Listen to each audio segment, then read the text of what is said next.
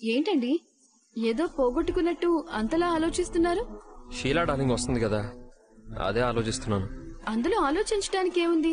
అమ్మమ్మ గారు ఇంకొత్త చుట్టం కాదు కదా. నేను ఆలోచిస్తుంది అది కాదు. ఈ కాలంలో 75 ఏళ్లు బతకడం అంటే చాలా గొప్ప విషయం కదా. ఇప్పుడు తినే తిండి, తాగే నీరు, పీల్చే గాలి అన్నీ మారిపోయాయి కదా. అంతకాలం బతికే అవకాశం ఎక్కడుంది కదా. షీలా డార్లింగ్ 75 ఏళ్లు ఏ జబ్బు లేకుండా బతికింది. అమ్మమ్మ గారు ఇప్పటికీ పనులు చేసే విషయంలో మాతో పోటీ పడతారు. అంత గట్టిగా ఉంటారు. అందుకే ఈ పుట్టినరోజు తనకి గుర్తుండిపోయేలా చెయ్యాలి. చెయ్యాలనే అనుకున్నాం కదా. నా వరకు నేను తనకి చాలా రుణపడి ఉన్నాను. తన కోసం ఏమైనా ప్రత్యేకంగా చెయ్యాలనుంది మీనా. అంటే నేను ఊర్లో పెరిగినంత కాలం ప్రతి సంవత్సరం ఏదో ఒక మంచి బహుమతి ఇవ్వాలనుకునేవాణ్ణి. నాకంత అవకాశం ఉండేది కాదు. అసలు డబ్బులే ఉండేవి కావు. కనీసం ఇప్పుడైనా ఇచ్చి తీరాలి. షీలా డార్లింగ్ నా కోసం ఎన్నో చేసింది. తల్లి, తండ్రి, గురువు, దైవం నాకన్నీ తనే. ఈ లోకాన్ని పరిచయం చేసి స్వతహాగా ఎలా బతకాలో నేర్పించింది. ఇప్పుడు నేనింత ధైర్యంగా నిలబడగలుగుతున్నానంటే తనే కారణం. తన గురించి మాట్లాడుకుంటూ పోతే రోజులు సరిపో. అలాంటి ఆవిడికి నేను ఏమిచ్చినా తక్కువే. అందుకే ఏమివ్వాలా అని ఆలోచిస్తున్నాను. మీకు గుర్తుందా, మన ఊరెళ్ళినప్పుడు అమ్మమ్మ గారు నాకు బంగారం ఇచ్చారు. బాగా గుర్తు చేసావు మీనా. మనం కూడా మంచి బంగారం వస్తువు పెడితే ఎలా ఉంటుందంటావు? చాలా బాగుంటుందండి, కొనిద్దాం. మీ దగ్గర డబ్బులున్నాయా మరి? నా దగ్గర అంత డబ్బులు లేవు. మరెలా కొంటాం? ఏదో ఒకటి చేసి కొనాలి మీనా. అప్పు చేసైనా తన పుట్టినరోజు జరిపిద్దాం. అప్పు తీసుకుంటే నువ్వేం అనుకోవు కదా? అదేంటండి అలా అంటారు? మనం ఇవన్నీ ఎవరి కోసం చేస్తున్నాం? అమ్మమ్మ గారి కోసమే కదా. నేను ఇంటికి మొదటిసారి వచ్చినప్పుడు చాలా భయపడ్డా. నీ జీవితం బాగుంటుంది, సంతోషంగా ఉండు అని నాకు ధైర్యం ఇచ్చింది అమ్మమ్మ గారే. ఆవిడ కోసం మీరేం చేస్తారన్నా నాకు ఇష్టమే. నా బంగారు పూలగంప, నువ్వు ఈ మాత్రం సపోర్ట్ ఉంటే చాలు, చల్లరేగిపోతాను. అయితే చైన్ కొందామా? సరే అండి. నేను వెళ్ళి ఎవరినైనా డబ్బులు అడిగి తెస్తాను. ఓకే. రే అమ్మా, ఒక నిమిషం. చెప్పాలు, నాకు కొంచెం డబ్బులు అవసరం ఉన్నాయి. నీ దగ్గర ఏమైనా అడ్జస్ట్ అవుతాయా? లేదు బాలు, మొన్ననే కొత్త కారు కొన్నాను, ఇప్పుడు కుదరదు. అమ్మా చెప్పు. నువ్వు ఇవ్వాల్సిందే ఇంకా ఇవ్వలేదు కదా బాలు. మళ్ళీ కొత్త అప్పు అంటే కష్టం కదా. రెండు కలిపి ఇచ్చేస్తానన్నా. ముందు పాత బాకీ తీర్చు, తర్వాత చూద్దాం. బాబాయ్, కొంచెం డబ్బులేమైనా సర్దుబాటు చేయగలవా? మొన్న ఈ మధ్య గోల్డ్ కొన్న డబ్బులేం లేవు. సార్ చెప్పండి, ఎంత కావాలి? 2 లక్షలు కావాలి. 2 లక్షలంటే కష్టం. నేను మీకు తిరిగి టైంకి ఇచ్చేస్తాను సార్. నువ్వు కారు తాకట్టు పెట్టి డబ్బులు తీసుకుంటావు కాబట్టి నేను నీకు ఇచ్చేవాణ్ణి. కానీ ఇప్పుడు నువ్వు బంగారం కొనాలంటున్నావు. మా నాన్నమ్మ 75వ పుట్టినరోజు వస్తోంది. నా కోసం మా నాన్నమ్మ చాలా చేసింది. అందుకే తన కోసం నేనేమైనా ఖర్చు పెట్టి ఇద్దాం అనుకుంటున్నాను. నాకు అర్థమవుతోంది బాలు, కానీ ఏమీ తాకట్టు పెట్టుకోకుండా డబ్బులు ఇచ్చే అలవాటు నాకు లేదు. ఏదైనా ఆస్తిపాస్తులు, నగా నట్రా ఉంటే నాకు ఇవ్వు, నేను నీకు డబ్బులు ఇస్తాను. మా నాన్నమ్మకి బంగారం కొనడానికి నేను మిమ్మల్ని డబ్బులు అడుగుతుంటే మీరు డబ్బులు ఇవ్వడానికి నన్ను బంగారం పెట్టమంటున్నారు. నా దగ్గర అంత బంగారమే ఉంటే నేను మిమ్మల్ని ఎందుకు అడుగుతాను సార్? నేను మీకు బాగా తెలిసిన వాడినే కదా. నేను మీకు ఖచ్చితంగా డబ్బులు తిరిగి ఇచ్చేస్తాను. ఏది తాకట్టు పెట్టుకోకుండా నేను డబ్బులు ఇవ్వలేను, ఏమనుకోకు బాలు. ఇప్పుడు చెప్పండి, ఏం చెప్పాలి? వెళ్ళిన పని ఏమైంది? వెళ్ళిన టైం బాలేనట్టుంది. మీకు అప్పు దొరకలేదా? కారు తాకట్టు పెట్టమన్నాడు. వాణ్ణి ఆ కారుతోనే గుర్తేసి రావాల్సింది. కారు కనిపించినప్పుడు దాని మీద సంపాదన ఉంటుందని తెలిసినా కూడా ఏ రోగం? వాడికి వడ్డీయే కదా కావాలి. బామ్మ పుట్టినరోజుకి మంచి గోల్స్ చేయించాలనుకున్నాను. నన్ను పెంచిన రుణం ఎలాగూ తీర్చుకోలేను.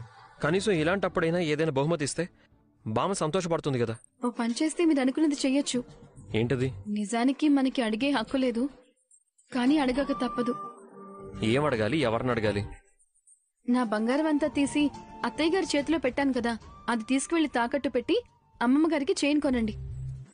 అవి అవసరం లేవని నువ్వే ఇచ్చావు కదా. ఇప్పుడు కూడా నాకు అవసరమై అడగడం లేదు కదా. మరి నీ శపథం? మీరు నగలు చేయించిన రోజునే వేసుకుంటానని ఎప్పుడో చెప్పాను. అదే మాట మీద ఉన్నాను. ఇప్పుడు మా అమ్మని నగలు అడిగితే మా అమ్మ ఎలా మాట్లాడుతుందో తెలుసా? మీకన్నా ఎక్కువగా నాకే తెలుసు. ఆవిడ రోహిణి కోసం ఈ ఇంటిని తాకట్టు పెట్టగలేంది, మీ అన్నయ్య కోసం 40 లక్షలు ఇప్పించగలేంది. మన నగలు మనం అడిగితే తప్ప? అందులోనూ అవి అమ్మమ్మ గారు నాకు చేయించిన నగలు. తప్పే లేదు, అడిగి తీసుకోవాల్సిందే. కానీ ఎలా? ఏం చెప్పి అడగను?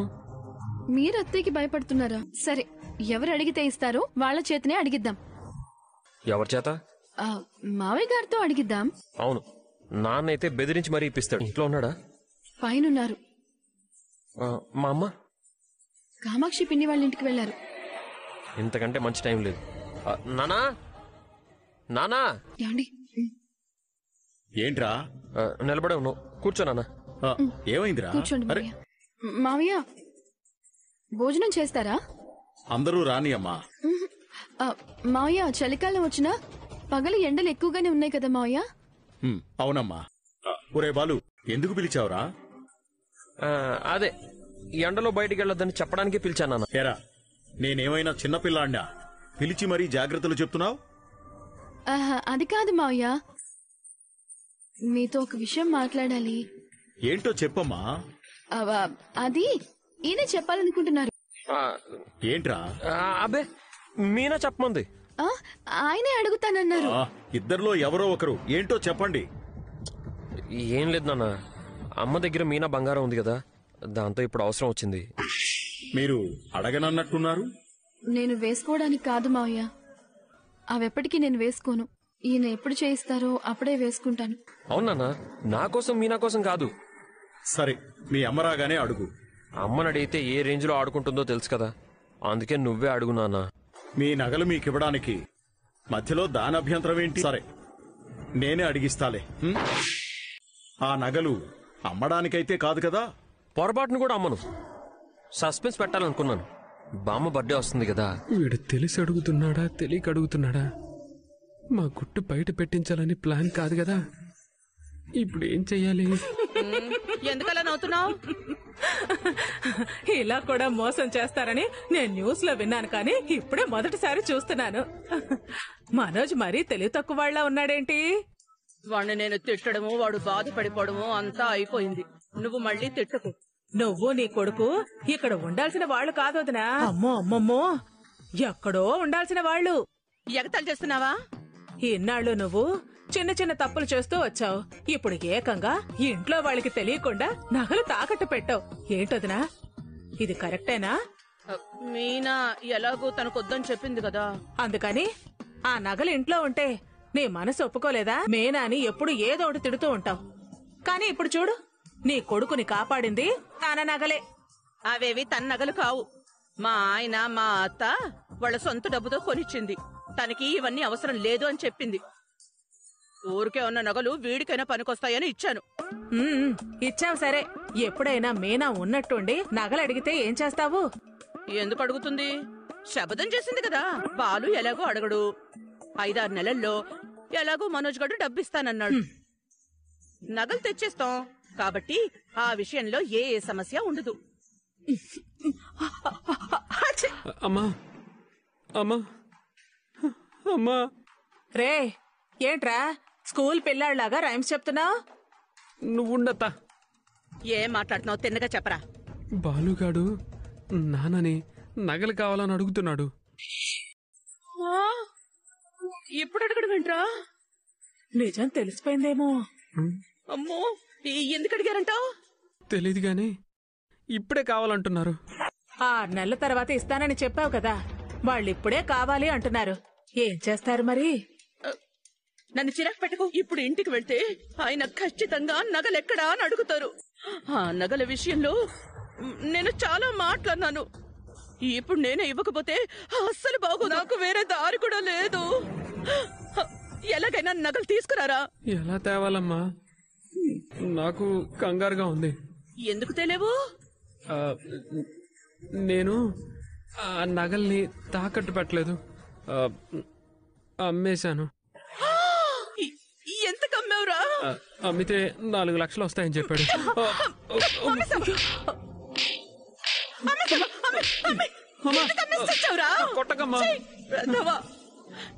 వాళ్ళు ఏదో ఒక రోజు అడుగుతారనే కదరా తాకట్టు పెట్టమని మాత్రమే చెప్పాను.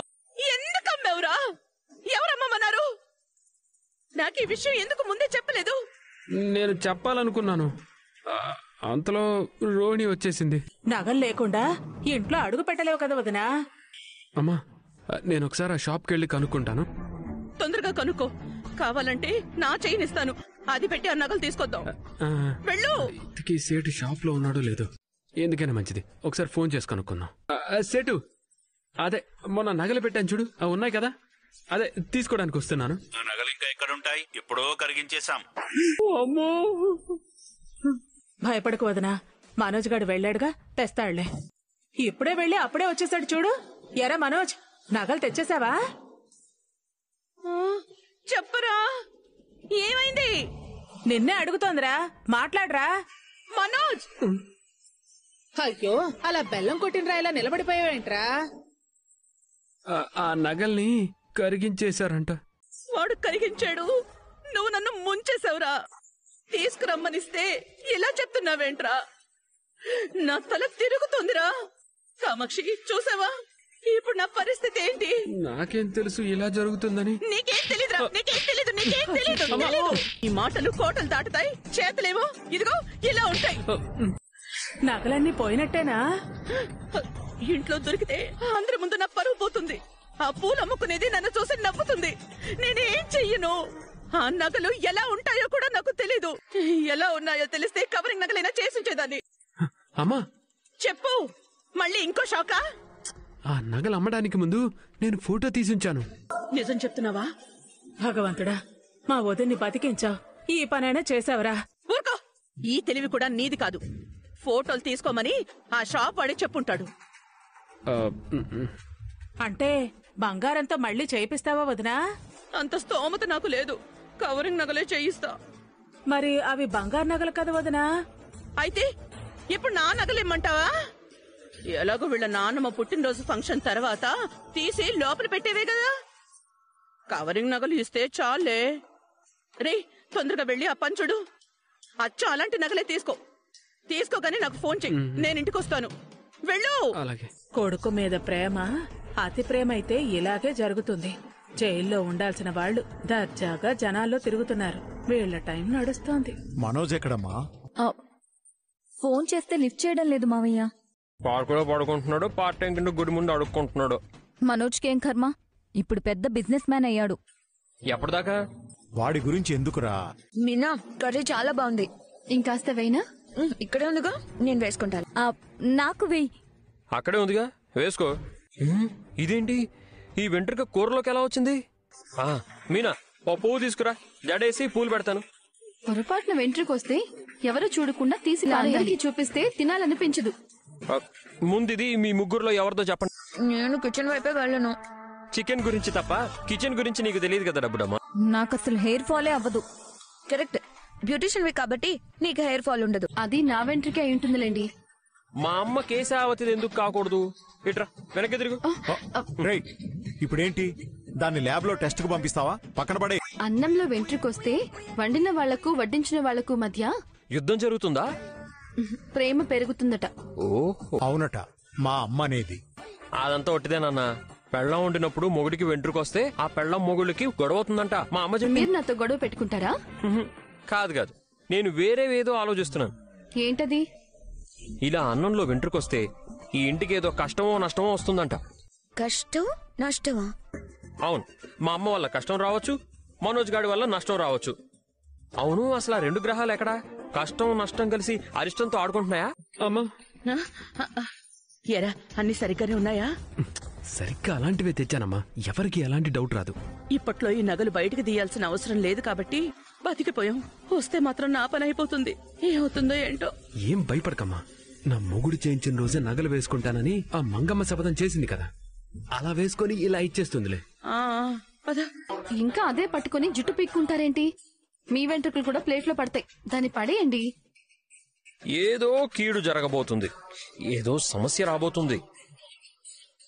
అదిగో, చెడు కీడు అనగానే నిలువెత్తు రూపాలతో ఇద్దరు దర్శనం ఇచ్చారు. రండి రండి. అప్పుడే తెలిసిపోయిందా? వాడి మొహం ఎప్పుడూ ఏదోటి వాగుతూనే ఉంటాడు. ఏంటేదో గుసగుసలాడుకుంటున్నారు? నీ నోరు ముయ్యించడానికి ప్లాస్టర్ తేవాలా, నోట్లో గుడ్డలు కుక్కాలా అని ఆలోచిస్తున్నాం. మీరిద్దరు కలిసే వెళ్లారా? ఏ ఇద్దరు? చెడు కీడు కలిసి వెళ్లి కలిసి వచ్చారా అని అడుగుతుంది. రేయ్, ఏంటి కీడు? నోర్మై, నా జోలికి రాకు.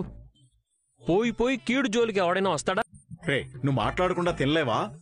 ప్రయత్నం చేస్తాను అన్నగారు. ఆపకుండా తినండి, నోటికి మాట్లాడే అవకాశమే ఇవ్వకండి. అలాగే, కష్టమైనా తప్పదు కదా. ఇంతకీ ఇద్దరు కలిసి ఎక్కడికి వెళ్లారో చెప్పనే లేదు రోహిణి. ఇద్దరం కలిసేం వెళ్ళలేదు. మరి కలిసి వచ్చారా? చెరో వైపు నుంచి వచ్చాం. నువ్వే వైపు వెళ్ళావు? నేను డీలర్ దగ్గరికి వెళ్ళాను. మరి అత్తయ్య? బయట గేట్ దగ్గరే ఉంది. కొన్ని నగలున్నాయి, అవి పెట్టి ఇవి తీసుకుంటాం. అలాగే ఇవ్వండి. సార్ ఇవి ఒరిజినల్ నగలు కాదు సార్. ఏమైంది సార్? ఇవన్నీ కవరింగ్ నగలు. ఇద్దరు పెద్ద దొంగల్లా ఉన్నారే. ఎన్ని షాపుల్లో ఇలా మోసం చేశారు. పద, నిజమేంటో ఇప్పుడే తేల్చేస్తాం. కారు వచ్చింది. అయ్యో నాకు చావు వచ్చిందిరా. ఏమంటున్నాడమ్మా వీడు? కడుపులోని మంట అగ్నిపర్వతంలా మండుతోంది.